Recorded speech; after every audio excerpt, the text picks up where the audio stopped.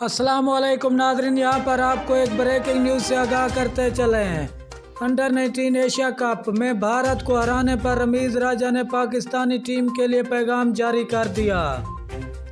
हम आपको मुकम्मल अपडेट से आगाह करेंगे। इससे पहले अगर आप हमारे चैनल पर न्यू हैं या पहली बार विजिट कर रहे हैं तो चैनल सब्सक्राइब करें, साथ ही अगर बेल आइकन को ऑल पर कर दें ताकि हर नई आने वाली वीडियो आप तक बआसानी पहुंचती रहे।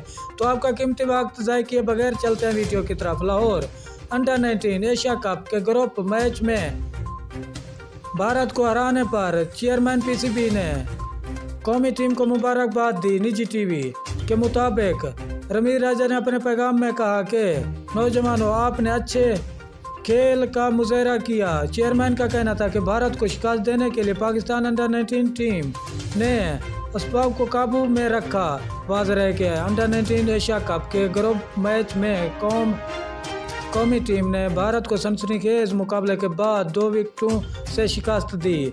कौमी टीम इवेंट के सेमीफाइनल में पहुंच गई। शुक्रिया नाजरीन, हमारी वीडियो देखने का। मिलते हैं।